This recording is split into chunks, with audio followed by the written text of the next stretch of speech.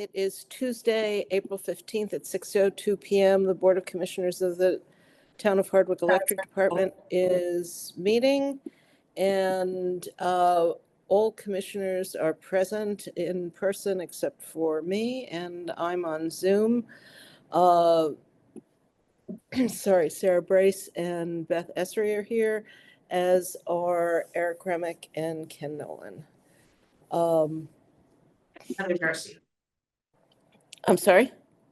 And Heather Darcy is also on Zoom. Oh, okay. Okay. I didn't see Heather. So sorry. Sorry, Heather. Okay. So are there any modifications to the agenda? Hearing none, the first item is approval of the minutes from our last meeting. Are there any comments? Is there a motion to approve, actually? I move to approve the minutes from the last meeting, which was Tuesday, March 18th. Any comments? I have one in the fourth bullet from the end on page 1. The reference to divers, I believe, should be drivers. Either that or someone needs to explain to me what divers are in this context. It is drivers.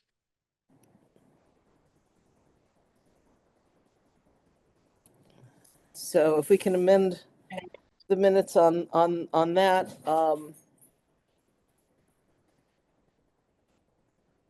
Is there all in favor of approving the amendment, the minutes with that fixing of the typo? Second. Any opposed?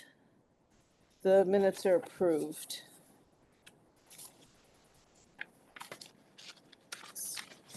Just pull this page out.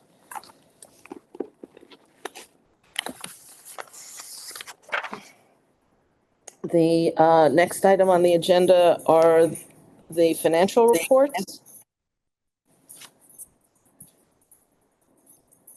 Are there any comments or questions? I guess first on the monthly financial operating report, are there any comments or questions on that? Can we get a little context on the increase in the pilot tax bill because Billings Road is now being included? It is now included. Sarah had a conversation with David about that. She might be able to shed a little bit more light. So the existing pilot agreement that was probably 15 years old or so, ended, and the town no longer is pulling gravel out of Village Road, and so it is back onto our regular packet bill.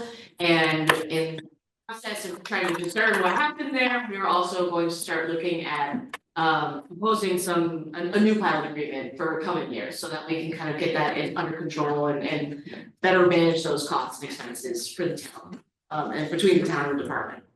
So that is the plan going forward. That doesn't change this year's valuation, although we did catch a small change where the substations, which are not considered taxable, were included in our overall tax amount value. So that's being modified. So there should be a slight reduction based on that.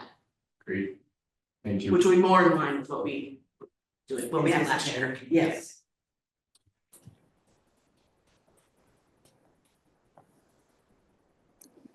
Did that answer your question, Miles?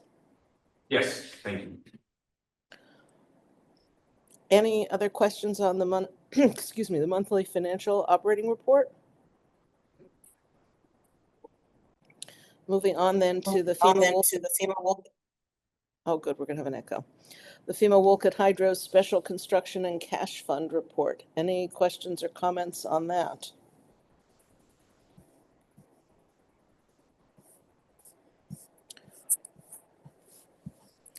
Okay, which takes us on then to the Vermont bond bank loan.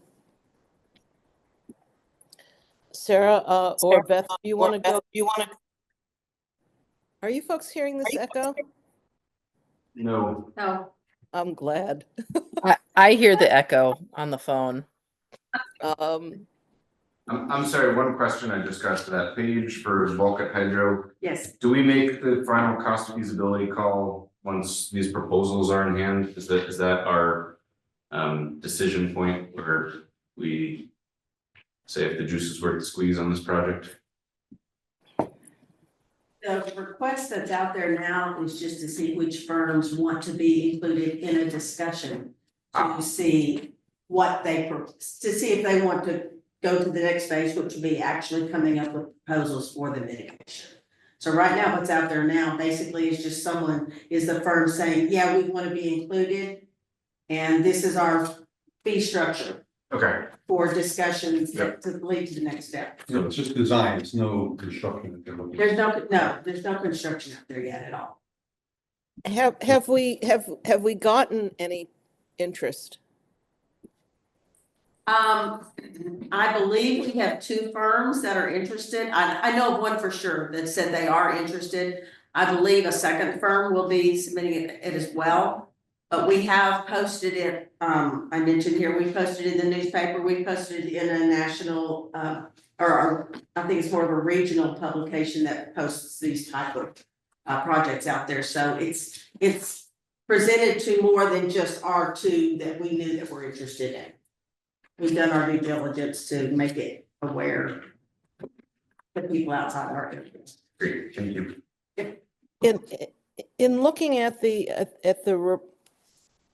RFQ, it wasn't clear to me whether, well, it was silent as to whether a firm could participate at this stage and then bid on the project itself. And it seems to me there's a potential conflict of interest. This is, if they decide to enter into this piece of it, the next step is not precluding anybody, it will be a whole nother RFQ that will go out. It will not preclude it will not. The next thing is gonna be the design phase, so when that piece comes out, then we will do another RFQ, not just to these people. It's not No, I limited. understand. That wasn't my question. Okay. This stage, as I understood the document that I read, is asking for a feasibility study, Yes. okay? And my question is the firm that we award a contract to for the feasibility study going to be allowed to bid for the work? And it seems to me that there is a potential conflict of interest in that, but the document that we put out was silent. I'm only familiar with it up to this state. I would want to address that when we get to the next step, to make sure that we are in compliance with all due laws and regulations, but I'm not familiar with that step yet. I don't know. Well, it's not just compliance with laws and regulations, it's compliance with our own policies. Right. And I guess if I were a bidder, I would want to know if by bidding at this stage, whether I'm foreclosed by bidding on later stages. I mean, maybe they're not the same entities at all. I don't know the answer to your question. Okay. Do any of the other people on the board share, or Sarah share my concern if I'm? You hear? We had this discussion, and I had said that there's some federal agencies that as you bid on the first piece, you're not allowed to bid on the second piece. I thought we were gonna look into that. I don't know, maybe it's a PUC requirement, if it's a state, but I know there are certain agencies, you can only do the first part, you can't do the second. I believe we talked to the firm, our consulting firm, the FEMA person, and he seemed to indicate there was not going to be an issue, at least as far as the FEMA reimbursement and FEMA bidding. However, that does not answer Lynn's question about our policies and procedures. So that is This- something. Yeah, this is not just a, Right. there may be a FEMA issue or there may not be a FEMA issue, but there are other issues with it. And I think we need to be prepared to address that and to notify bidders one way or the other. That's all. Okay.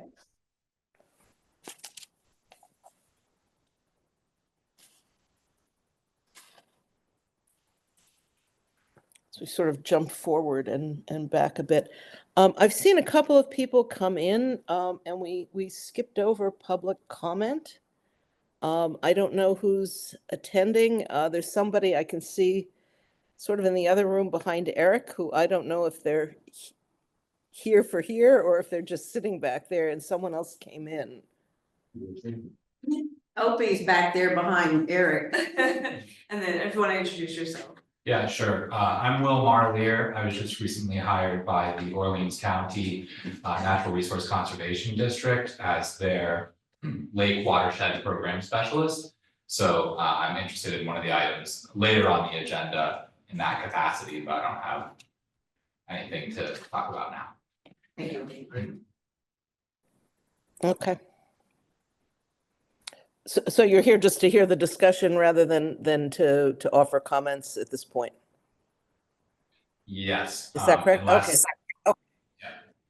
Okay, thank you. I think he had reached out and offered to attend or join if there were questions by the board during our discussion. So he would be available to answer any questions. Great. I'm not trying to create an issue. I just didn't know who. I didn't know if we'd passed over someone that, okay. Going back to the agenda, the Vermont Bond Bank loan. And Beth or Sarah, do you want to describe what we need to be doing? On the loan, Eli has sent over all the documents for signature, and it's a $368,000 loan. We had submitted to them 3 point something million, and we were allocated 368,000. So that's what the loan is for. It's like the one that we did a year ago, and we just renewed it a couple of weeks ago. A couple of meetings ago, pardon me. In that, it will be repaid with FEMA funds as they come in. The first 2 years is no interest, first 2 years is interest only. Principal will be paid as we receive FEMA funds. 50% of those funds are obligated to be paid back to this loan. I think it's like 2%. And my interest- understanding, my understanding from, sorry, from the letter from Eli is that we can't do anything to change the documents. We have to take them as they are. And it's essentially the same documents for the last loan. Is Yeah, there- it incorrectly characterizes the HED board, but I mean, I think it's clear who they intend, but there's some things like that, but that I saw, but my understanding is it's that we need to ratify the amendments as they're written. Is that correct? It's a loan. It's a loan. Any restrictions on the use of the money? It's not so much, we don't get, when FEMA gives us money, FEMA doesn't necessarily say they're restricting the money, but the loan covenants say that when FEMA reimburses us for these 24 damages, then 50% of it has to go back. Okay, so these To the loan. are specific to damage. It is specific to damages, yes. But once we get the funds in from FEMA, FEMA doesn't say, did you pay this or that? Because technically, when FEMA gives us the money for most of these projects, we've already spent the money. Mhm. They're just reimbursing us. Yeah.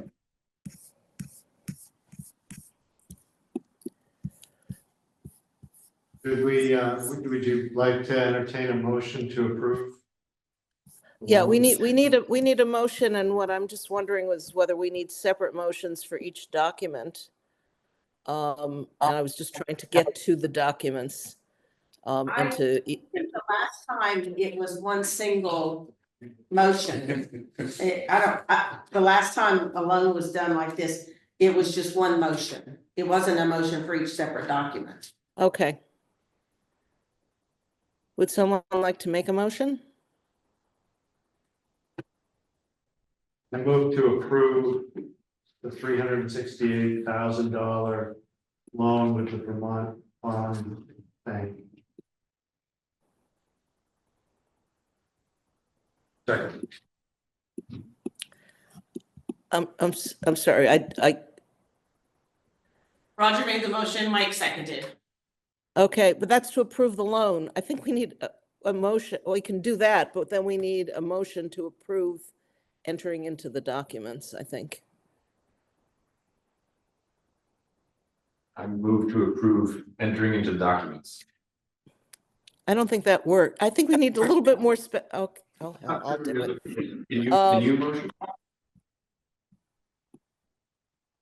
Can somebody, How can you about that? retract the motions that were, As such, to say that I move to approve the Vermont Bond Bank loan, the amount of $368,000 and all of the related documents to affect the loan. is there a second? Second. Any further discussion? All in favor? Motion passes. Before we leave tonight, I need to get signatures on it because it's going to the select board to their meeting on Thursday night for their signatures. Okay, and I think the next item on the agenda, we turn to Sarah. Why don't you run through the various sections of this with FEPSA and other bits that are here?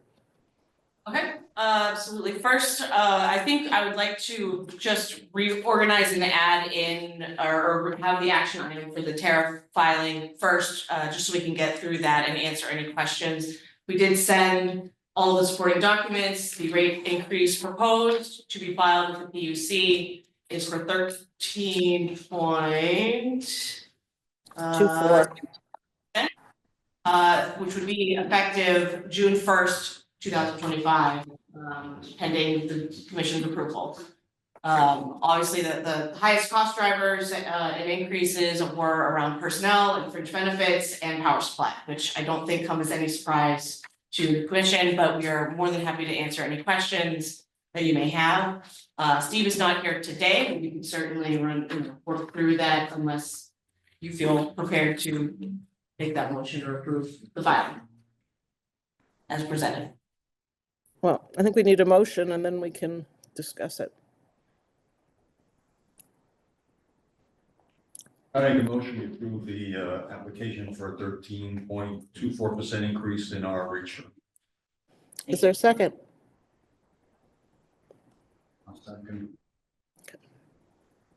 Discussion?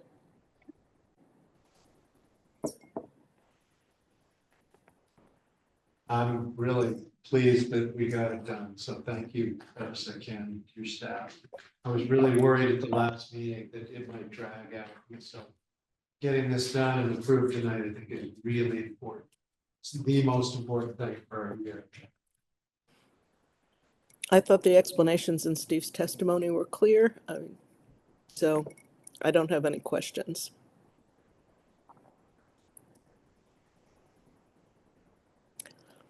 Any further discussion? Hearing none, all in favor? The motion passes. And so, Sarah, you should instruct FEPSA to go ahead and file.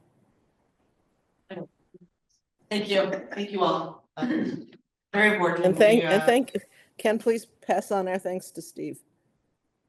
Will do.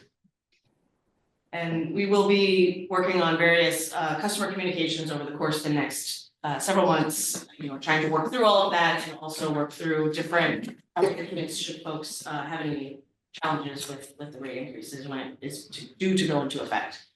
In addition to that, we have the integrated resource plan, and Heather, this is kind of leading up to discussion around power supply in general, but the integrated resource plan draft is complete, and we are doing final revisions, which we anticipate sending those off to VEPSA by Thursday, and then they will have council review for final tweaks or edits.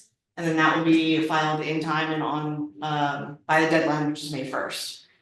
I know that that was sent fairly late yesterday afternoon. However, if there are any questions right off, I can help answer those. If not, we can discuss in greater detail, you know. Well, I wondered what the urgency of having our comments by Thursday when we just got this today. It doesn't exactly give us very much time, and I certainly had some comments, and I haven't been through the whole thing yet. It's quite long. Certainly not trying to rush. I think that there are also staffing and being able to coordinate and make sure that we can get it filed by May 1st.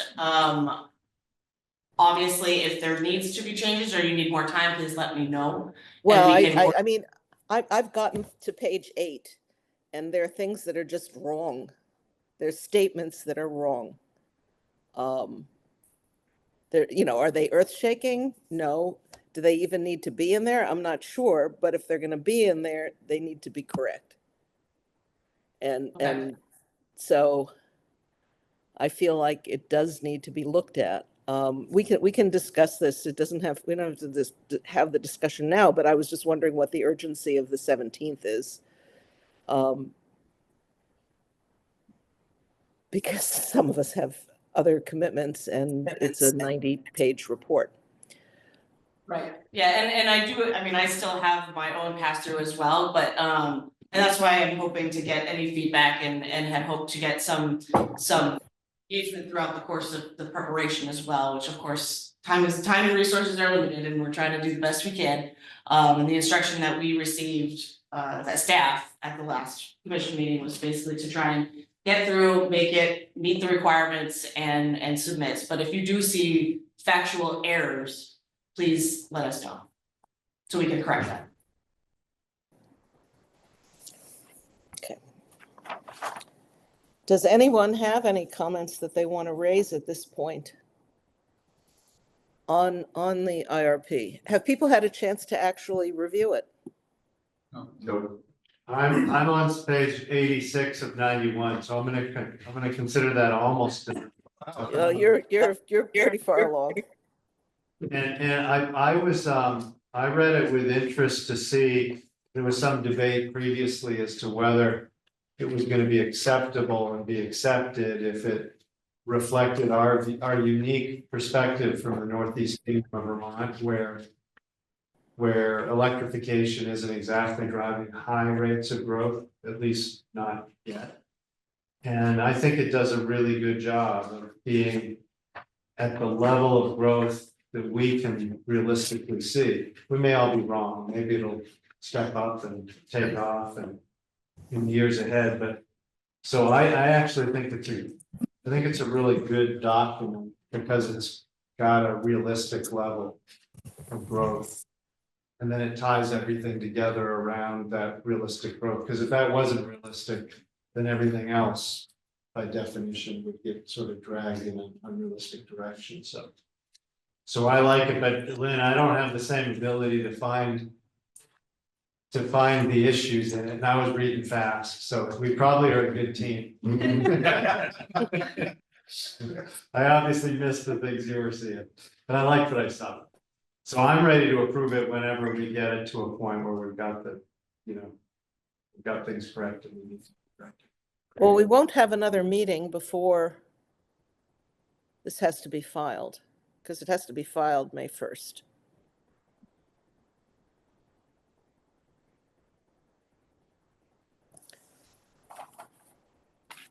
And the question for us is, if it's got the general content, the general right direction, it's a useful document.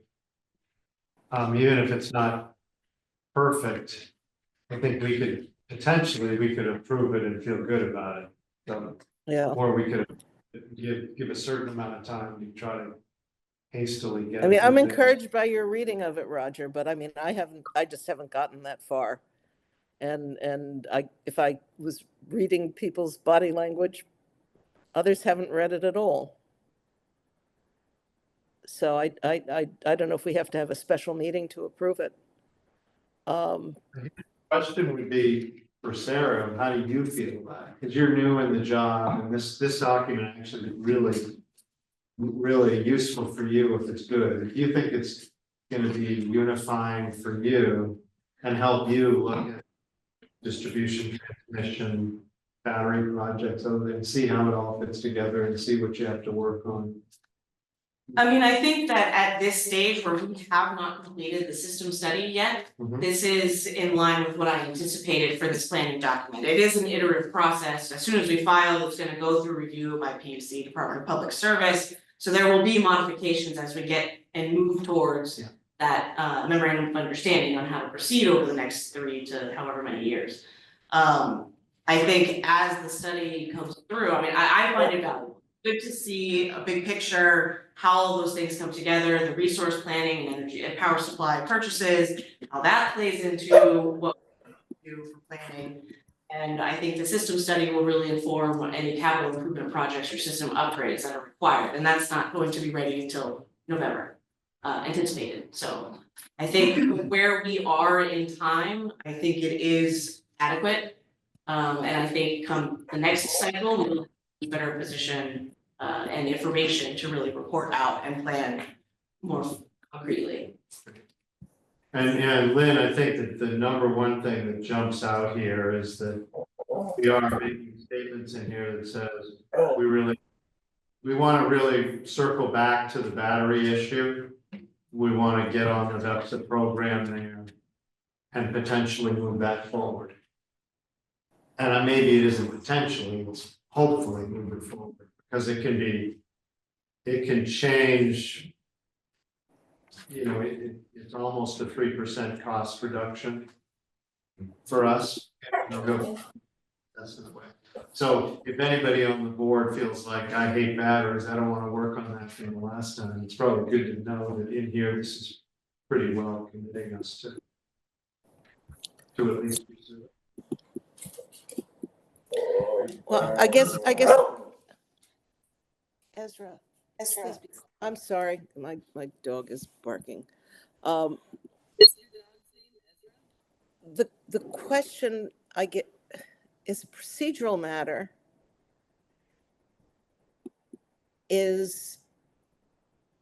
Are people comfortable approving something to be filed that they haven't read? I value what your analysis is, Roger, and Sarah, what you're saying. But this is being filed for, and I understand that this is all tentative and that, but it's there as a guideline, as an expectation that's saying this is what we think. And I, for one, I mean, and I can certainly be overruled, I'm not comfortable. At least when the prior ones were filed on our watch as commissioners, we never even had We the didn't know, opportunity. no, we didn't know, and that was an issue that some of us had. I think we have to Thursday to get comments in. Yeah, I mean, So we'll all get a chance at least another week to read it. Something jumps out, we can let you know, and then Yes. these minor things, you can evaluate whether or not they need to be modified or not. Yeah. So I think you'll just kind of make a commitment to try and read it and get your comments. yes, yep. So is there a way to I work? suppose we could do it with, being subject to incorporation of comments that the commissioners provide. And if those comments, I'm just trying to think of how we might frame it. If those comments are either inconsistent among commissioners, or if they make a substantial change in the report, that we would then have a provisional meeting, a special meeting in order to address whatever those issues are. And have another vote. Yeah, does that make sense? Great. Something comes up, we're gonna be, otherwise, it's just, Sarah can evaluate the comments and decide if we really need to have a meeting to resolve. I'm sorry, Michael, I couldn't make out exactly what you said. Her comments to Sarah, she can evaluate whether or not we need another meeting to resolve any issues that come up that we don't agree on and what she wants to add to the IRP. And we'll leave it up to Sarah to decide if we have to have that meeting or not. If we do, we've got 3 weeks to have a meeting. Well, 2 weeks. Heather, you had come off mute and said something, but we couldn't hear you. I'm sorry, what? What did you say, Miles? Heather, who's part of the Zoom, had tried to say something earlier, but it didn't come through. Yeah, it was on the You're on mute. Who said her dog's name was Ezra. And I could be wrong, but that's what you said, but my youngest's name is Ezra, so I just picked that up. Well, in either case, they're a help. That's what Ezra means. You got things right in your child. Me too. Heather, if it's any consolation, my son's name is Max, and there are a hell of a lot of dogs named Max.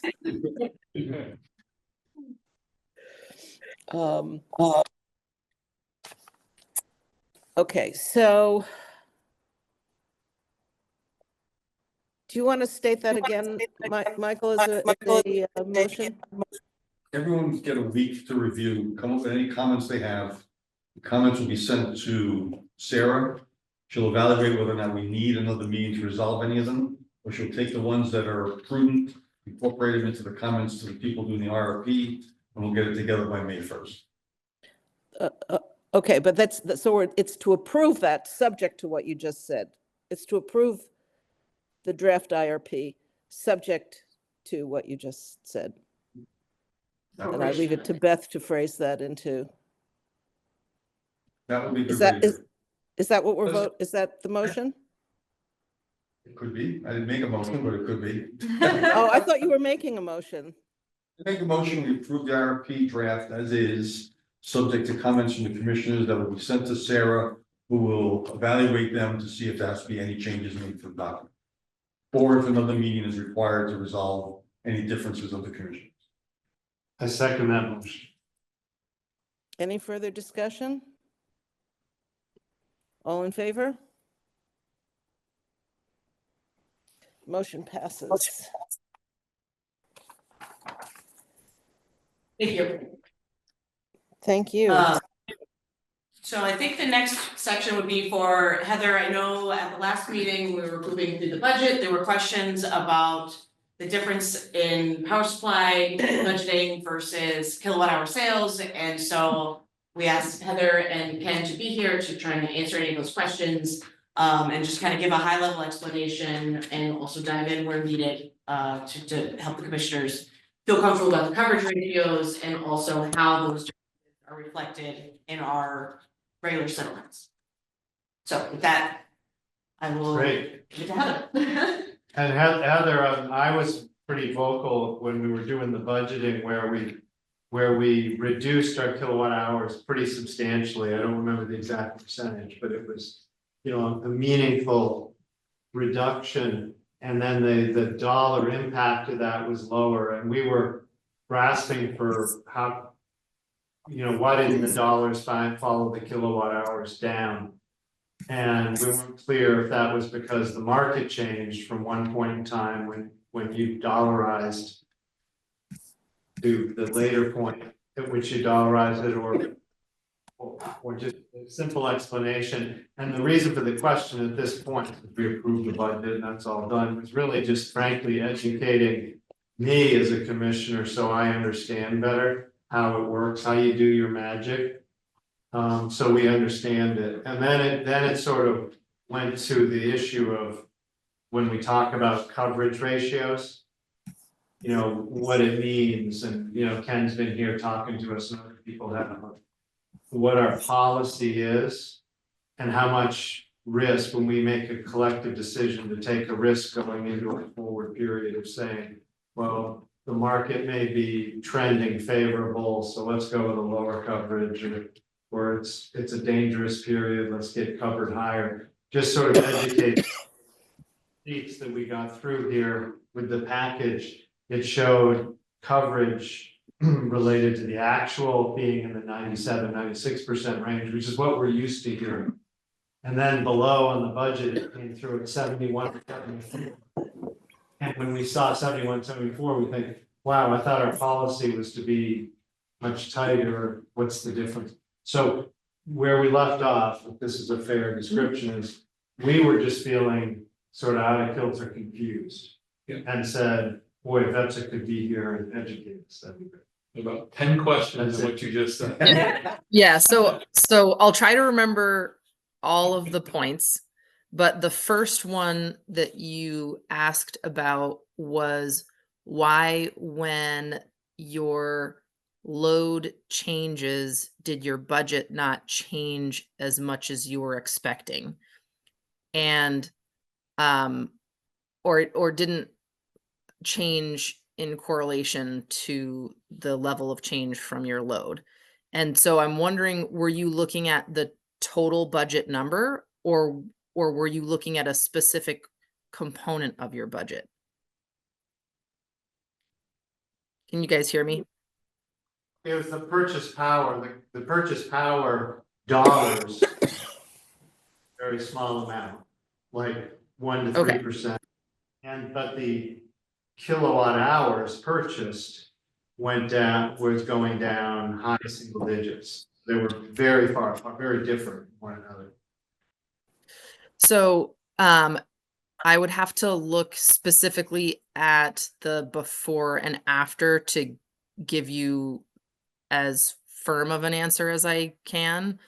But if we're looking at, like you said, different pricing from when the budget was originally created to pricing currently, that could certainly cause a discrepancy that you wouldn't necessarily think if you're just looking at a volume change. But there's also there are differences in terms of the retail sales versus what you actually have to purchase from the market. Those aren't a one-to-one either, because you have certain resources that are behind the meter. So that can affect your what you're actually purchasing from the market and what that cost is. So if you're just looking at the purchase power, there's a lot that goes into it that's not just strictly your total load or your retail sales. Well. Yeah, so it's a more complicated question than you might think. So if you're looking at total dollars for the power budget, there's actually way up to either 6 or 8 markets that we have to participate in. And so the energy component, which you guys changed, you said, oh, I want to reduce our retail sales by a certain percentage. That affects the energy market purchases. In that total power budget number, there's also capacity costs, which is actually like 20% of your power costs that aren't affected by energy at all. It's whatever your peak load is. And then your transmission component, which has been growing at 10% every year, that also is affected by what your monthly peak load is. So if you change the energy, the kilowatt hours, you're only affecting about 60% of the power budget. Okay. Dollar wise. Yeah, And then, I'm sorry, I misunderstood what you meant by purchase power. You were meaning the entire power supply budget, I think, by that. I was thinking you just meant the energy that you are actually buying from the market. So I apologize for not understanding your what you were. But I want to, Sorry, I didn't mean to cut you off, Heather. Nope, that's fine. I was done. Going back to what Ken was saying, why would you assume that capacity stays constant when energy is dropping? I mean, I realize you'd have to make some assumptions there, but is it because the whole period is covered by a ratchet from historical levels, or I mean, why do you keep it constant? Because I would So assume that real capacity would drop somewhat. I mean, not on a one-to-one, but the one the thing. capacity, your peak load or your coincident peak, so that's both your annual peak, which is the capacity peak, or your monthly coincident peaks for transmission peaks. They don't necessarily follow your load. You could have a reduction in load, but you could, for any number of reasons, have an increase in your peak. So the peaks that we budget you for are based on historical information. That if in your review of the budget, you feel that those peaks are too high or too low, that's something that we're happy to talk about and adjust. But that's how we've done the peaks, is based on historicals. And then obviously if you know, for this coming year, we know Walcott is down. So there's no contribution of Walcott to reducing your load at the time of the peak. So we account for that type of thing. Right. Yeah, I mean, I would say it's been completely opaque to us what the assumptions are about capacity, about, whether it's annual, peak or monthly peaks, coincident or otherwise. So I think we just haven't had any sense of what the assumptions were. But yeah, but for the it's all purposes based. of this budget, if I understand what's being said, apart from adjusting for Woolkit, it's based on what the peaks have historically been. Correct.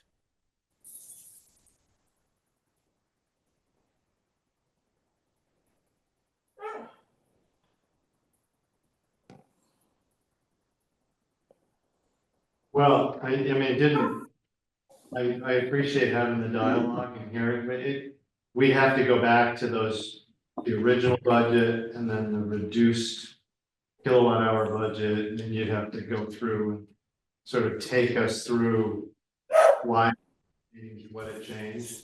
Yeah. I don't know that's really worth it now, but in the absence of doing that, we're still really confused. Nothing we just talked about unconfuses us because it doesn't fit common sense. I think that is more understandable, so you've got. Yeah, the Three components, you have two that aren't. No, I'm curious, in what way does it?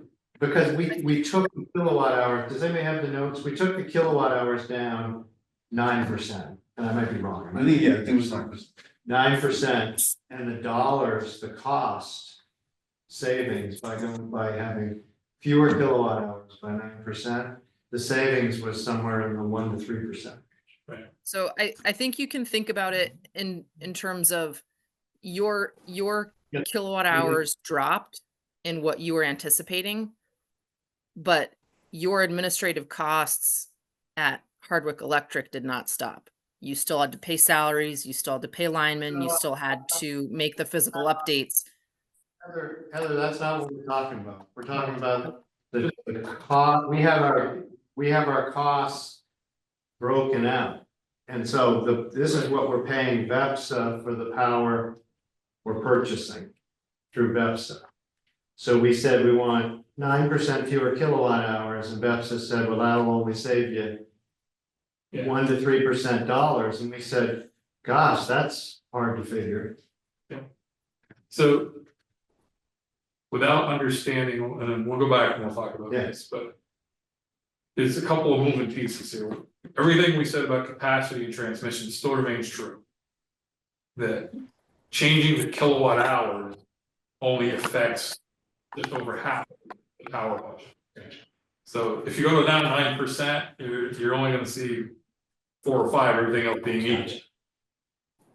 There's a timing component, I have to look at when you requested that change versus when we finalized the budget. Because, correct me if I'm wrong on this, Heather, usually the budget is finalized in early December. And whatever the forward power prices are at that time is what we put into the budget. So if you made a change in November or even in January, based on the timing of when that happened, if the market moved, that could be a part. But without.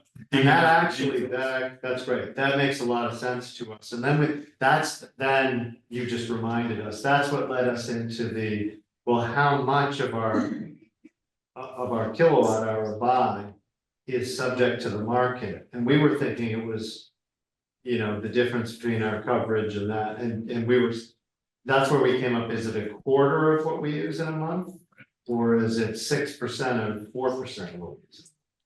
And now you're And getting, now you see how we then got into a, holy shit, we're just playing the market for a whole quarter of what we buy, that sounds so then scary. that gets into the process, the procurement process. Yeah. We can talk about. Yeah, so we're still at the place, I guess if, you know, others should jump in here, but you know, if it had come back, if it was 9% and it came back and it was, you know, the variable portion is really only half of it, so then that really only saves you 4.5%. End of discussion, we're fine, and then if there was the market cost piece because of the timing, and the market went unfavorable, then would be great. And so I guess So loosely. you're talking. Yeah. You're talking about the difference from the actual budget that I sent, the budget from toward the end of 2024 to the very brief analysis that I did to show what a potential change would be if the retail sales were changed. Yes, yes. Yeah, I mean, I think that this is a really good example of how complicated power supply costs are and how complicated the budget is. And the analysis that I did it was not redoing your budget. It was using an average for around the clock LMP.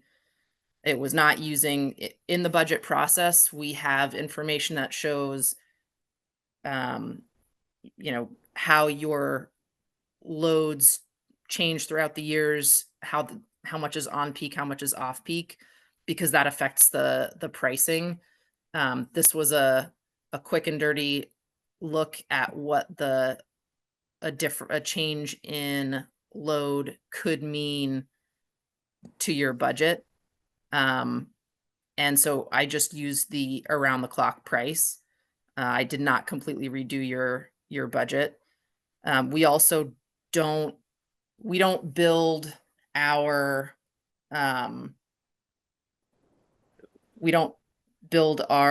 budgets based on retail sales. We build them based on total load, including losses, which is, you know, your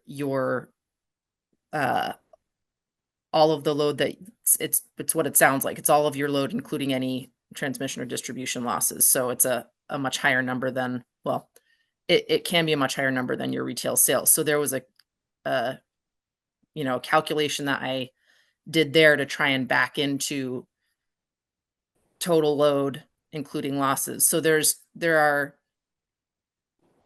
a couple reasons why even just the basic analysis was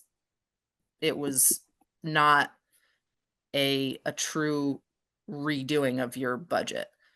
But yeah, there are the energy market component of your budget is just a part of it. So all of your resources in your budget, those stay the same regardless of what your load is. transmission capacity, those all stay the same regardless of what your load is. There are some other smaller aspects of the budget that will change based on your load. So, you know, but they're pretty small. So I didn't look at those smaller components. I really just looked at the energy market portion of your budget. And Heather, I think that was part of the conversation that you, Beth, and I had about how to proceed going forward. That this was actually a really good learning opportunity to uncover where those complications and intricacies lie and how we can better budget for the following year and really align a little more closely what we've projected for the energy kilowatt hour sales and how that really can align with what we are anticipating for total including losses and all of the other markets that we participate in through VEPSA and our CDA for power purchases. So I think that was, you know, part of what we discussed. And once the budget was approved, we were hoping to be able to have that conversation and align if needed the 24 or 25 budget. And if it doesn't make sense to do it for 25, then at least make sure that we're tracking a little more closely internally so that 26 is far more in line with what we were anticipating than potentially carrying forward inaccurate assumptions. Right? Yeah, what we'd love in a perfect world next year,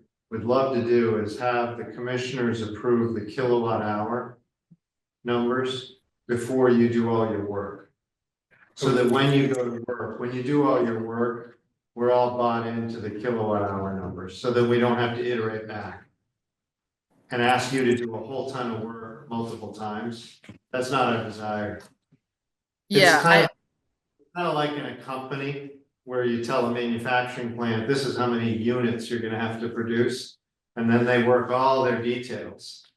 But what's really important is to give them the right number of units they're gonna do.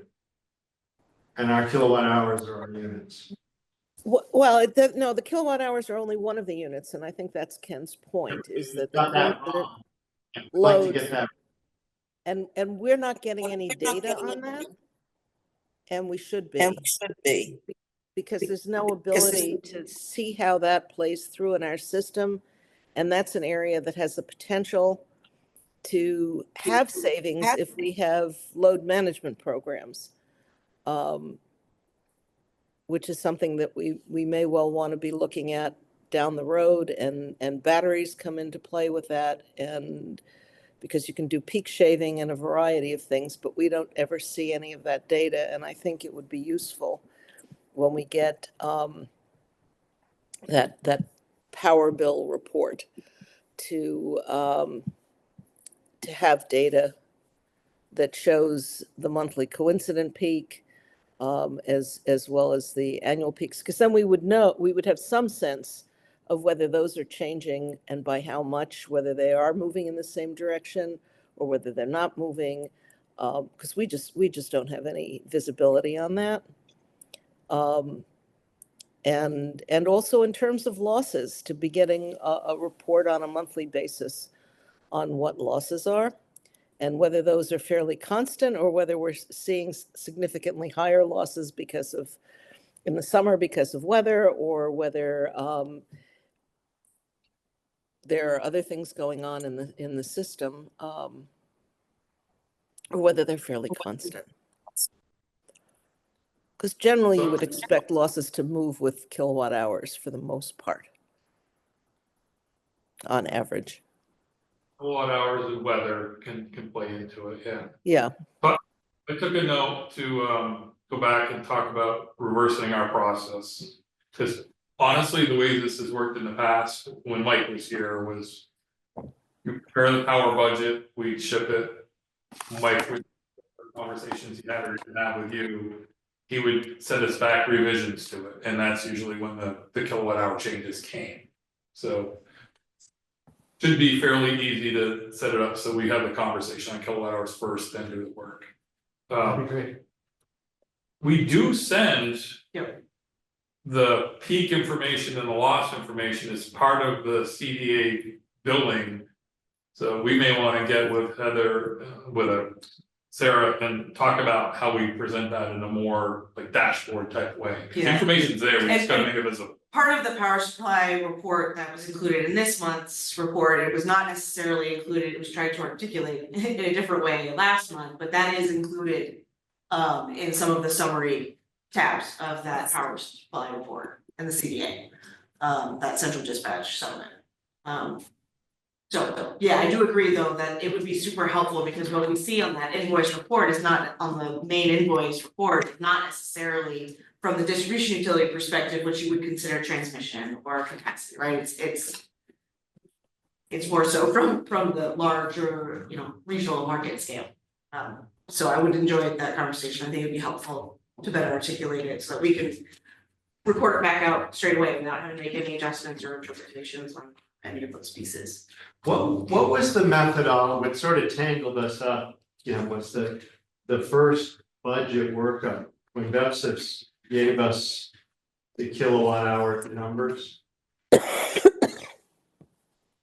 were taking us from 35 million, it was 34,974, so call it 35 million, to 37,4, which was a huge increase. I mean, out of line with anything we'd ever had. We have been trucking along at 35.2, 35.1, 36.6 was our, forget about that was the budget. So 35.2, 35.1, and then coming in at 35 again. So we had 1, 2, 3 years, all 35, 35, 35. And then VEPSA budgeted us for 37.4. And our heads exploded. We said, where, why? Now it's residential, commercial, is it industrial, what is it? And we got into each of those, and each of those were just as confusing. And so then we went through a whole process of looking at the back data, and then we came back, and that's when we fed back. Right. Let's get the kilowatt hours right. So that was the weird thing. So I'm wondering what's in there in the algorithm. The methodology that says, okay, Hardwick Electric, you're going from 35 to 37.5.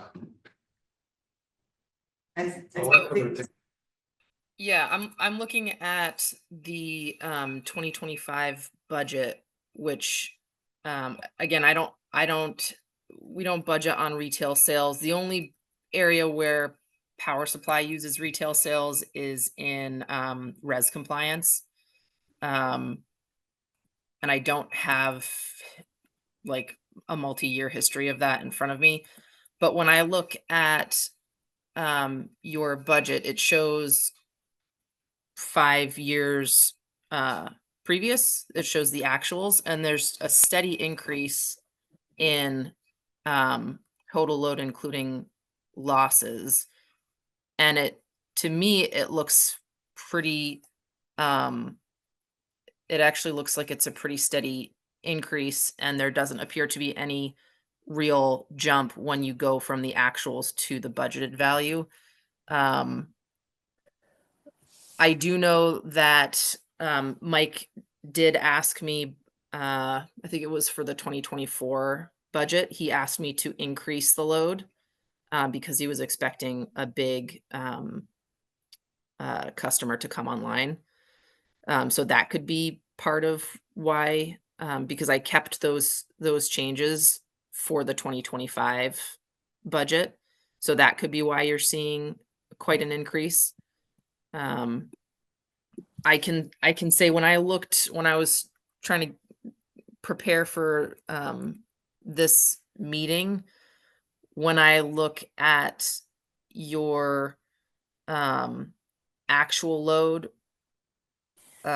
versus the budgeted load, the actual load generally comes in higher than the budgeted load. So that says to me that what we were budgeting, and again, this is total load including losses, not retail sales. It says to me that your the forecasted total load including losses is slightly too low. Heather, have what's been happening with losses over time? I mean, since we don't see the I'm saying we as the board have not been seeing losses. Sorry, have those stayed fairly constant? Is the percentage increasing?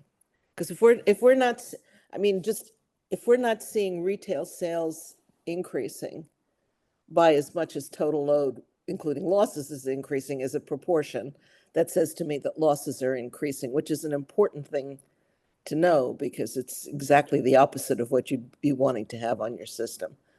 Yeah, I don't have that information available right now. I could get it after this meeting and I could look at that and get back to you.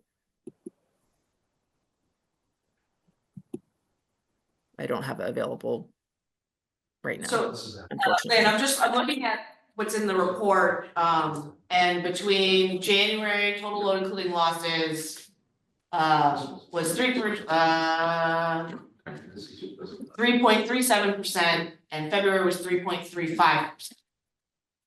Is this a report that we have or that you have? Page 69 of the board packet. Page 69? Correct. Okay. And where are you on page 69? Sorry. The actuals, it's about halfway down, second half. Total load excluding losses, total load including losses, total load losses. And then So the we've got percentage. losses in the 3% range. Correct. For January and February of this year. Yep. And that's And we- everything. That's transmission and distribution? Correct. That's not bad.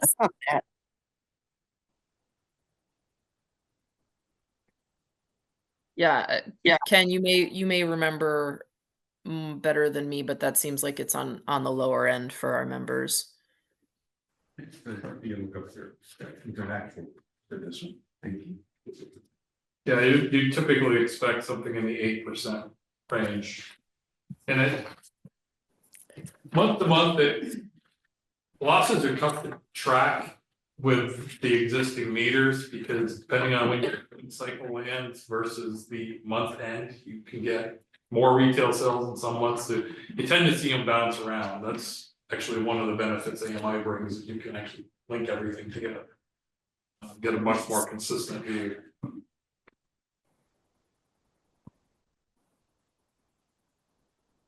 And the more internal generation you have, the less losses you'll have, so. But that's arguing that when Wolcott is operating, our losses would go down. Yes. And in the summertime, when Billings Road is producing, our losses should go down. Except for the fact that Yes. it's hotter and that's going to drive losses up. Yeah, but compared to before Billings Road.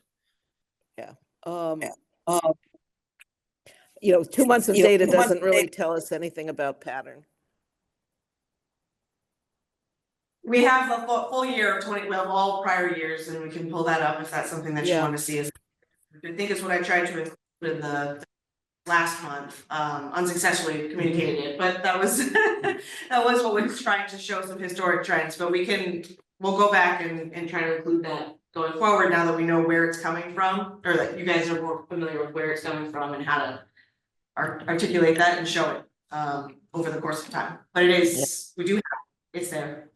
It's tracked on the CDA annually and monthly. Well, this was helpful pointing out where this was in the chart, because I had just looked at it quite quickly and missed it. So I apologize. There's a needle in the hay sometimes. There's a lot of information to digest with power supply, so.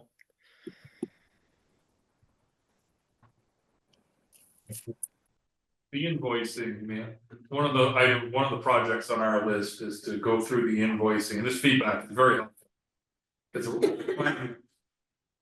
that invoice was designed for accountants by accountants. And information isn't readily obvious. So we're looking at how do we make this more dashboard like, so all this information helps design that. If you wanted to talk about the coverage ratio. Yeah. Yep. So, Heather can go into the details here, but when we do the budgets, it is only including any long-term contracts you have. So it's not including any purchases that are made throughout the budget year itself. So if we've done a 5-year contract or a 20-year contract, that'll show up. Any amount that's not covered by that shows up as being an open position, and we assume you're gonna pay the market price when we're doing the budget. That's why you see the 70+%. We actually, throughout the year, our policy is going into any month, you're fully covered. So Heather and her team sit down a week or two before the month arrives, decide what do they really think the open position is? What do we don't think load's gonna be based on weather? What do we think hydro production is gonna look like, solar production? And for each of the members, they go in and estimate how much power you would need to buy to get to 100% covered. And they make transition, because you probably saw it in the IRP, or you're willing to read it, there's a whole description of the process we go through. Where they look at each utility's position, make internal transfers where we can, so having one member sell to another. If we can't cover everybody that way, then we go to the open market and buy from a third party. We're going into every month with members fully covered. So they're fully hedged, and then the only problem you run into is on the back end, if your loads come in high, then we haven't covered that Yeah. throughout the month. And when the final report comes in, it says actual 97%. Right. Does that mean we came in high? Okay. Yeah. And that's what, so back to the question of going into every month, are you feeling like for all of the members, I know we're just one, 11, but you're feeling like it's still good policy in this environment to only be 75% covered for the year, for the budgeted year? We're starting to look at another 5-year purchase. Yeah.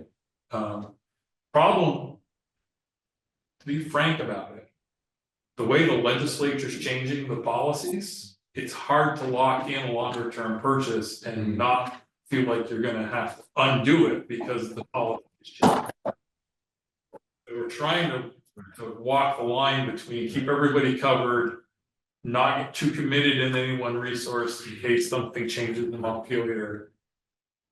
I think we're now to the point where we're starting to see some solidification in what they're proposing. So we actually Heather started talking to me about, can we do a 5-year deal? We're gonna have to replace 2 of your contracts anyway. Start working. And most of the members have the same contract you have, so everybody's come up to a short period. And we're now seeing the states as a group are looking at buying some wind, long-term wind procurement. Because the offshore wind that they were all counting on now is getting delayed. So now they're starting to talk about onshore wind. So we actually are putting the call, scheduling today actually. To have all of the Vermont utilities talk about, can we go as a group and buying the wind projects in Maine, which would meet our new tier 4 requirements for new renewables. So those conversations are starting to happen. But until we get a path there, I think the shorter term view of keeping a somewhat open position and hedging in a month or 2 ahead of time, it's still a way to go. That's you guys. So I also, if I could just add something, so many of the resources that most VEPSA members have are intermittent. So really you have Brookfield is a really big contract for you, that's firm, but the majority, pretty much all of your other contracts are renewable resources, and some of which, like the Stetson Wind project, is an intermittent, and so you can have pretty big swings. And so there are benefits to resources like that, like getting the tier 4 RECs, like making sure that you are, if things change in the legislature and we're now mandated to have all of our energy come from a specific renewable resource, you're covered in that regard. But there are some risks to it, because you could have your load be exactly as budgeted, and we buy you to 95 or 100% hedge ratio, but Stetson comes in 46% less than budget. Well, your actual coverage ratio is going to be less than that 95 to 105%. So I just wanted to put that out there as one of the things that can be really challenging to understand, how to buy for you in the month ahead. And it's one of those things that we have to balance, because you know it affects your costs. It can cause some pretty wild swings. Heather, given that, should we be looking at, since we have so much that is intermittent, should we be contracting for more in order to have, a higher coverage ratio in real time? I wouldn't say that, because then you're going to be paying double for your load. Yeah. But I also think, and Ken, you can jump in here if you have a different viewpoint, or but I think that diversifying is important. So wind is highly intermittent. I would not want to fill your entire open position. This is me personally. I wouldn't want to fill it with wind. I think having multiple resources, one that's maybe more base load, makes more sense. So, if as you read through the IRP, you'll see that one of the things that's evaluated is whether or not to extend the Fitchburg contract, which is a renewable resource, but it's landfill gas, which is much more stable than wind. So, do you extend that simply because it is a baseload resource and it's going to keep your energy purchases at a more even keel? So those are all things that come into play when we're making those decisions. Yeah, the Brookfield contract's a good example where under the hood, it's actually a hydro plant. But Brookfield offered it to us as a composite. So from our standpoint, it looks like the same amount of power, 24/7, the same price. But Brookfield on the back end is managing amongst those 20 plants how they deliver it to us. So there are different ways to slice this. We just gotta, when we're going to market, we're trying to figure out, well, what kind of resources we need, how much risk we're going to take. Do we need wind versus hydro?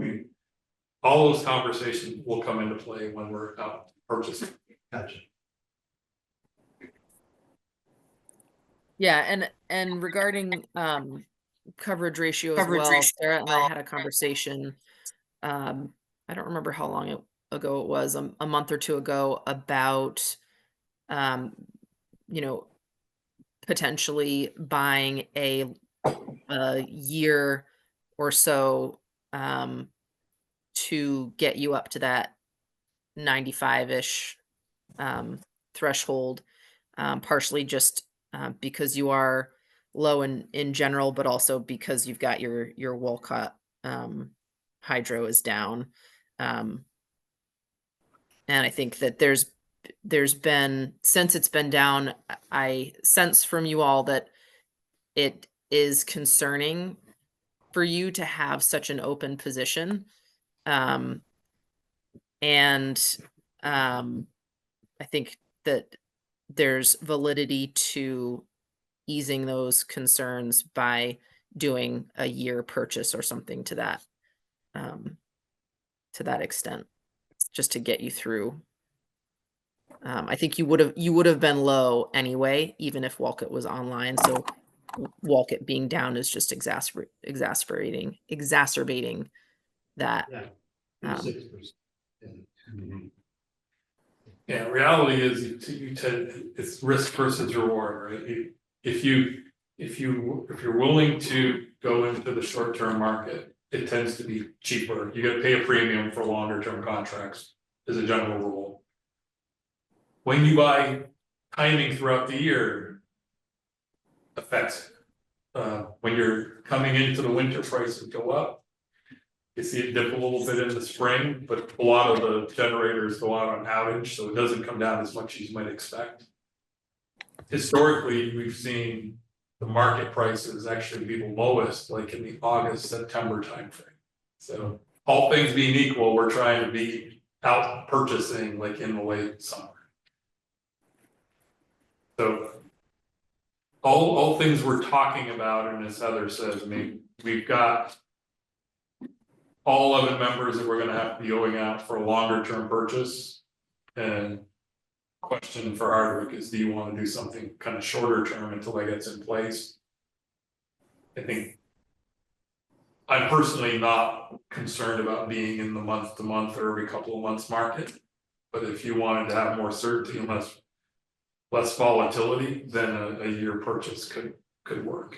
Well, hearing you, for me, hearing you say that, because you're in touch with the market, you got your whole career of experience, that helps for all of us who are amateurs, not Lynn, not speaking for Lynn, because she's been around it like you, but you know, I think when we heard 25%, we were feeling nervous, like, wait a minute, I think our job is our ratepayers from surprises and not to play the market, you know, chasing that last opportunity. So if you've got a, you know, if you're looking after us with a thought out approach, then at least that makes me feel good. But those contracts that are expiring, leave a gaping. Yeah. The 25% to. Yeah. We're gonna be looking hard at filling those starting this year. It may take into next year to get everything locked down. Yeah. Those, you don't wanna wait till the last minute to fill that gap. Yeah. I thought at one point when you were here, this might have been a few years ago, we were thinking that, you know, it was more like 85%. Rather than 75% coverage going into the budget, but that would feel like it would be getting better. Mm-hmm. And we jacked it up with Walcott. Yeah. Yeah, I mean,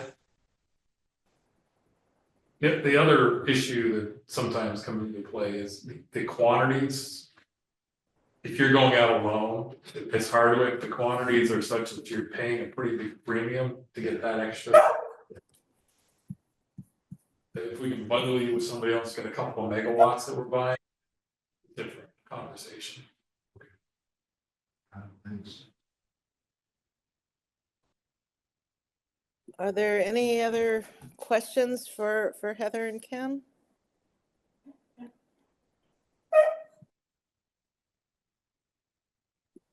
Then, thank you both. Thank you. This was very helpful. Sarah, you want to continue on with your report? Yes, so. It sounds like. Not Siri, I promise. Just a couple things to highlight, from the reports.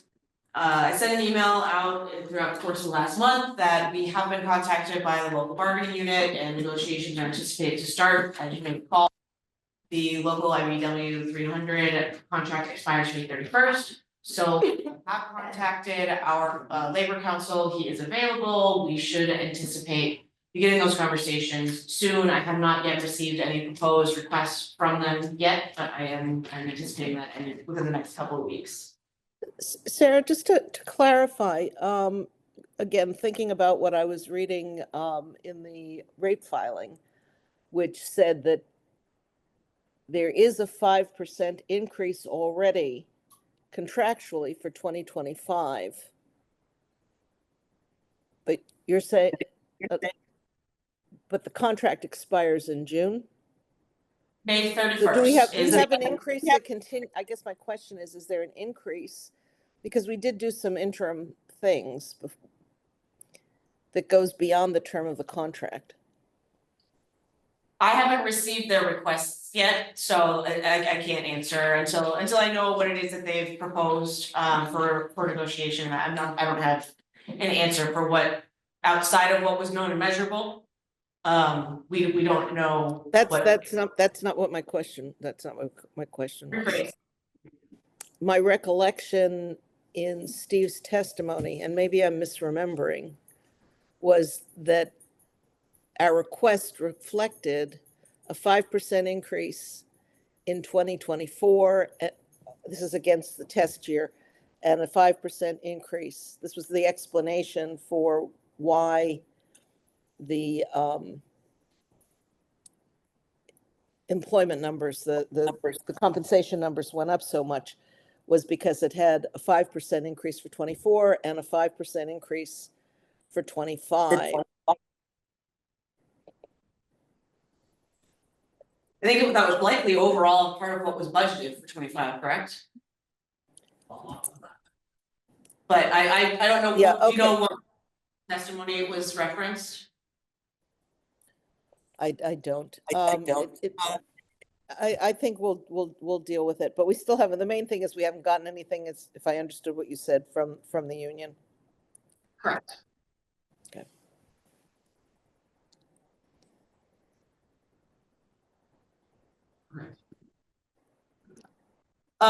Beyond that piece of it, there's some comment in the general business operations that I feel that there's going to be a strong need for reviewing and re-adopting or accepting or making modifications to some of our, policies and procedures just to bring them up to 2025. I think I mentioned when I first started doing these reports that the last board management policies were adopted in 1987. So I think it's probably good to, even if we just re-adopt them, that would be a helpful thing. So over the course of the next several months, all of our spare time allows, that is my plan, is to try and go through some of those and also review, terms and conditions, because I think we've received some very specific customer complaints or issues that are taking a lot of staff time and resources that can be resolved by making minor tweaks to either our internal procedures or policies. And so those will be forthcoming, but I wanted to bring it up now so you're aware, and additional conversation will be had in the future once we're, we have more time to compare that. I'll jump forward to power plant because we do have our guests here. And this is not necessarily just power plant, but we were contacted for Caspian Lake, a memorandum of understanding for the summer months. So May 1st through October 31st on use of the lake and the public beach, et cetera, and who does caretaking. And that also brought up some of the, I'm gonna say it wrong, OCNRCD? That's right. Yeah. It's a mouthful. And some of the mitigation projects that they have been working on and seeking funding for over the course of 2 to 3 years. Will correct me if I'm wrong, but I know that there's some specific environmental hazard mitigation or pollutant mitigation efforts that have been underway with the Orleans County Natural Resources Conservation District. And Will reached out to me, seeing if we had any chance to review it. There's not necessarily a push for timeline, but I think these two can be related in conversation. And my understanding is that OCNRCD has had several public engagement opportunities over the course of that 3-year period with many of the stakeholders we're already aware of around the lake. But not necessarily looking for an action, but if there were certain questions, or if you want to describe briefly, Will, some of those projects, the proposed project and measures, then I think that would be helpful just to hear directly from you. Sure, I can do that now, just briefly. So I guess I'm not as in the loop regarding the MOU that you referenced earlier, but in terms of OCNRCD's role and interest with Caspian Beach. Basically, the project would be they'd be focused on water quality improvements, primarily reduction of phosphorus into the lake. The way that you would do that would be with a variety of different things, including some rain gardens, potentially looking at shoring up the retention wall there and doing something in its place, depending on how involved we want to get, as well as identifying more clear pathways to the beach area from the parking area. So this would be a combination project that would essentially be a combination of landscaping efforts that could increase aesthetic and appreciation for the area, as well as reducing the amount of phosphorus runoff that you get from large lawn areas or poorly maintained beach or driveway parking lot areas. Thank you. Yeah. And so my ask on the MOU is that we had signed one previously.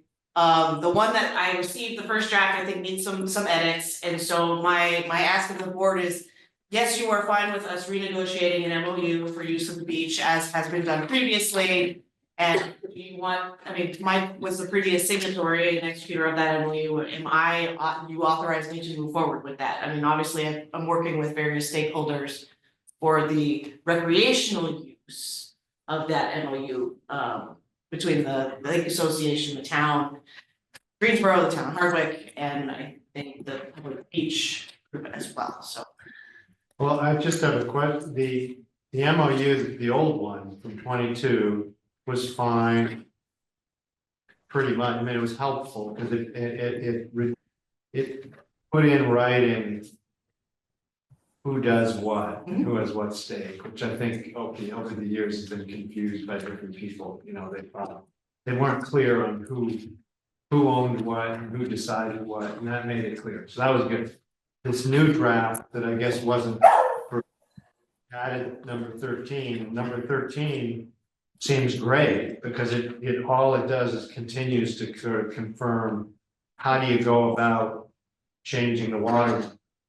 There's nobody in Greensboro who could change the water level, and it does that. We all know that. But somebody else might show up on the scene and go crazy and think they can change the water level. They can't. And all it does is it says you gotta go to the DNR. And then if the DNR says you can make a change, then you communicate it and the change will be made. So there's not really anything not to like about it, right? I mean, I think there's some minor tweaks here and What there, do you mean? not necessarily, not to that, not to number Okay, 13, okay. to some of the former, I mean, there's just a little bit of tweaks or information that is not necessarily needed, necessary for understanding the MOU. If the purpose of the MOU is to identify clear roles and responsibilities. Yeah, And use and who does what. yeah. I think some of the stuff in the beginning is not necessarily required. I would not propose removing number 13, I think number 13 is a valuable. The 13, the only thing, ultimately, I know where this guy is, this engineer, who's gonna make the decision what to do with the gate height.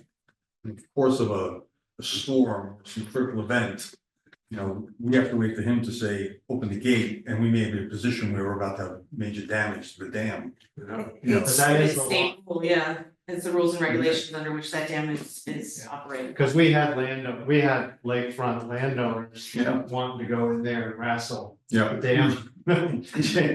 And I Mike would go nuclear over that. And that would calm everybody down. And that, I I think had we're- one, I'm sorry. Go ahead, Sarah. I'm good. I had one question. in number 8, it says permission will be based on the Board of Commissioners, beach policies and guidelines. Do we have any? I did not see in reference that their beach policies and guidelines, and that was one of the questions that I was going to have is can you show that and incorporate, I mean, if it's incorporated by reference here, I want to make sure that we can review those. I think that's for the actual, I mean, maybe we should have policies, but I don't see how we could, you know.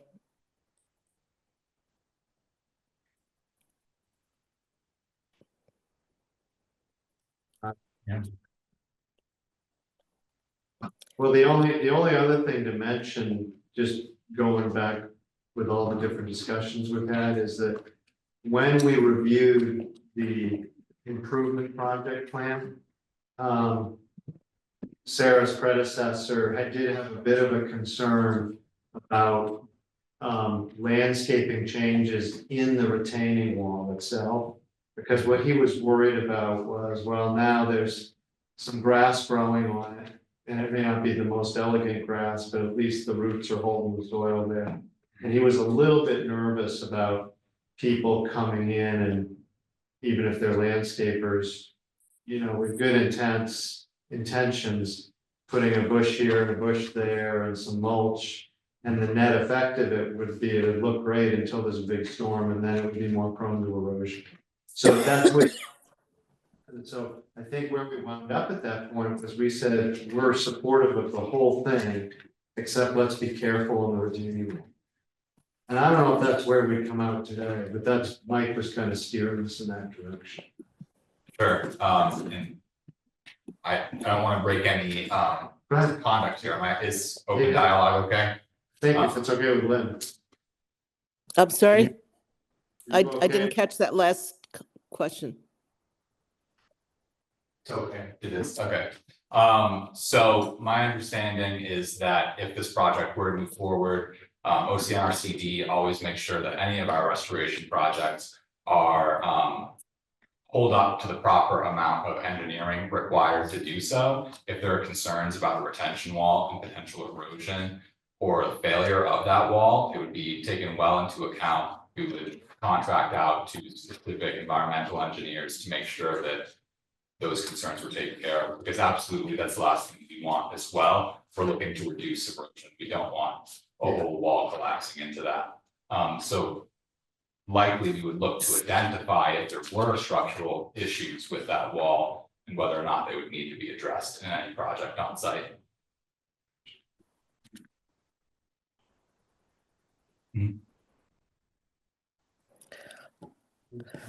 I guess, it seems to me there are two separate issues. One is the MOU, and one is what OCR wants to do. And in terms of the MOU, to the extent that the new one better defines things as to who's responsible for doing what, I think that's generally a good thing. And if there's tweaking that needs to be done to it to make it more workable, then that should be done. I would like to have a better idea of what OCR actually wants to do, what costs that might impose on Hardwick Electric. Whether Hardwick Electric is, sorry, I'm echoing again.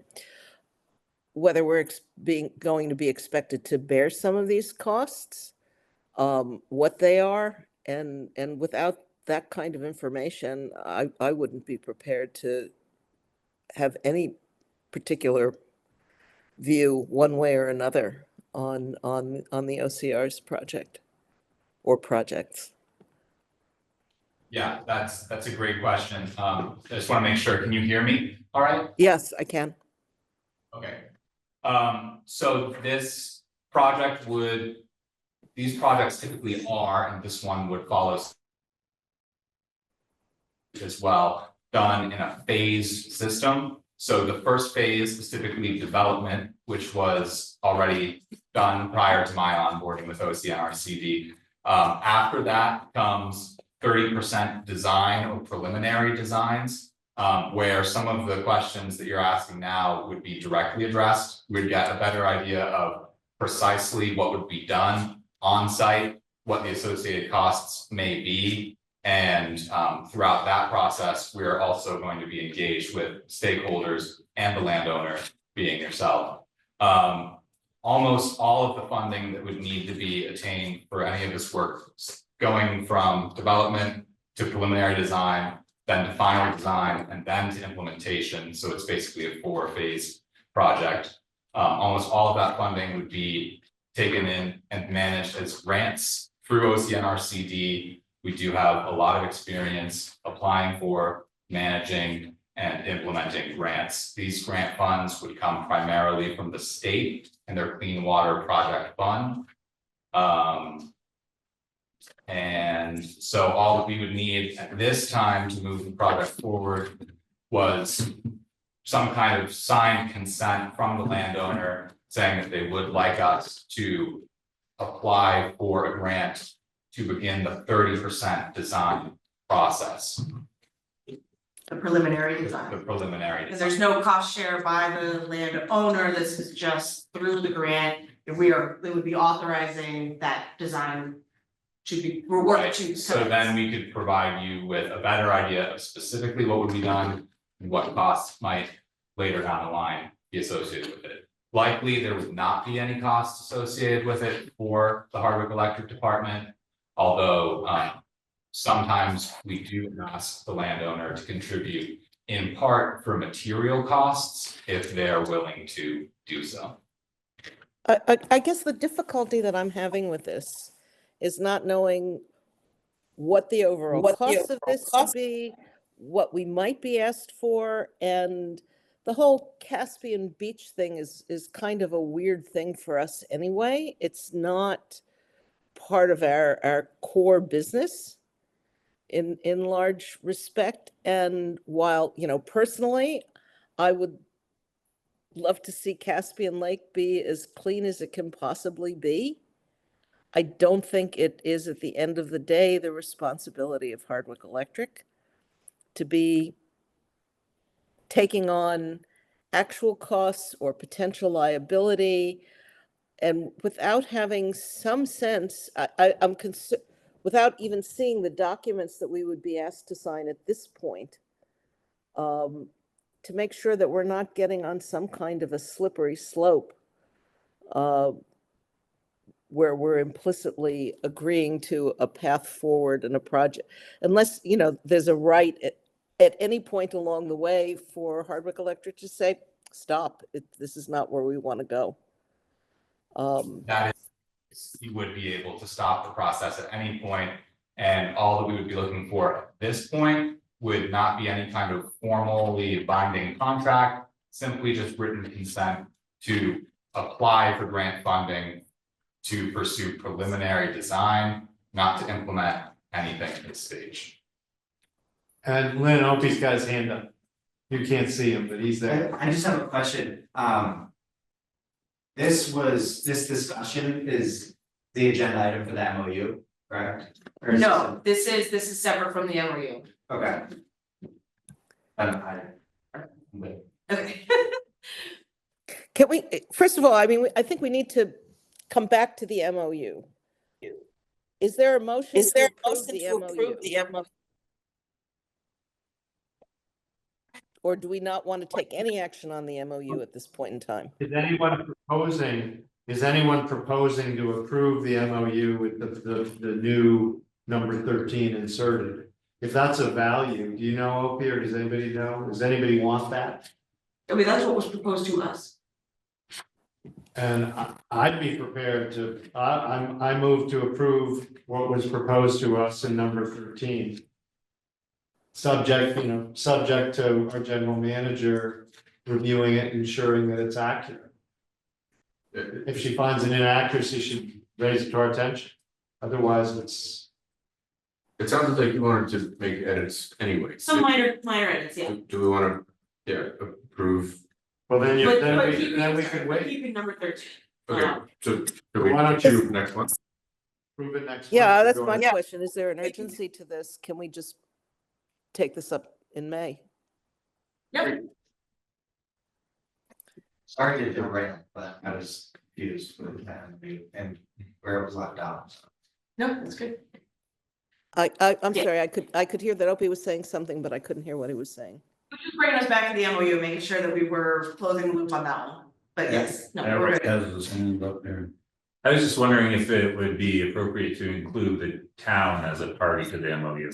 That was one of the changes that I added, because I think it lists almost everyone except for the town of Hardwick, so I thought that part, and I think including the purchase price is irrelevant really to Yes. the Yeah. MOU. Yeah, I agree. Purchase price and adding the town, those were my major changes that I wanted to incorporate here, and then get some clarity on the beach policies and procedures, whatever that is. If that's meant to be from beach committee, or if that was something that we were supposed to have. Yeah, I think the whole discussion of the deeds has nothing to do with an MOU. I think 5 and 6 both don't. I wondered why they were there. It almost seemed to me like somebody was trying to set something up for some subsequent legal argument. You make it? Yeah. I could. Can't help it, Eric. No, it's got something to be there. So there was an MOU drafted by Hardwick Electric and myself acting as a representative from the beach committee. And then the beach committee and some members from, I believe, other committees in Greensboro associated with Gaston Lake got involved and sent this back. So there was one signed by the board that was drafted by Mike. Prior to them approving, they didn't approve what you guys signed. And that was their rebuttal to what. So it is still in the process. Great, see you next month. Yeah. This, You know, we're time constrained. We're already an hour beyond where we were supposed to be. At this point, I would like to park the MOU unless anyone objects. great. Can I request an update for next month, just on where we are in the conversation of unloading our dam assets generally? Yes. In fact, I think that can be the main, let's, for whatever else was in my reports, let's table that for next month, because I think that's a much deeper conversation that should not be had today. Great. But coming back to the other piece of this discussion, just to move it along, I would like to move that we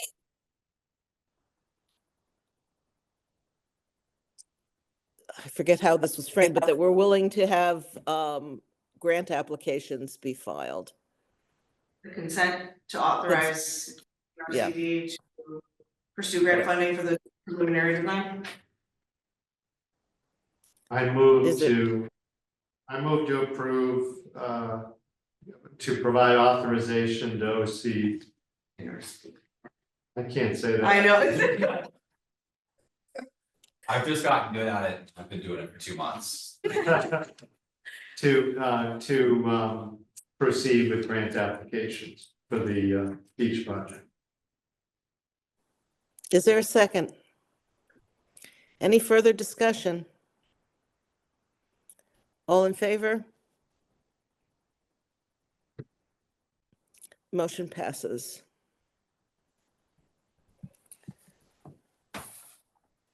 Sarah, was there anything else, or did anyone on the board have any other questions in connection with Sarah's report?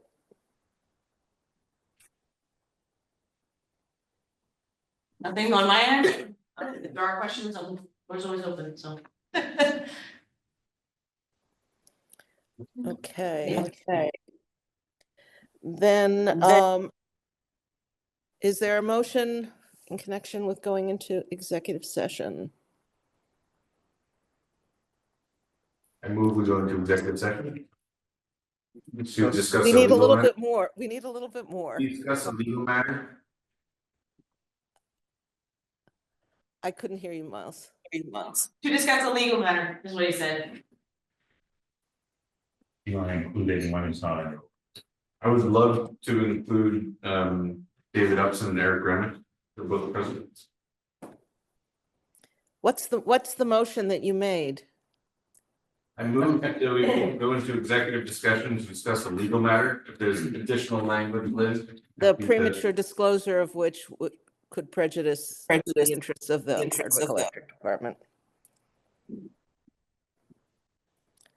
Is there a second? It is, the motion passes at 7:46, and as soon as the recording is off, we will be in executive session. Recording in progress. It is 7:59 PM and we are out of executive session. No action was taken. Is there any? I'm sorry, was someone saying something? No. It must have been the echoes. Is there any other business? Thank you, Opie. And Eric.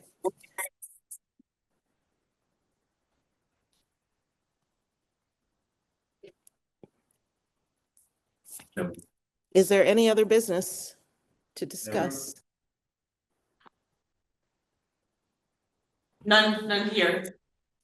Is there a motion? Make a motion, we end the meeting. Second. Any objection? Hearing none, we are adjourned at 8 PM.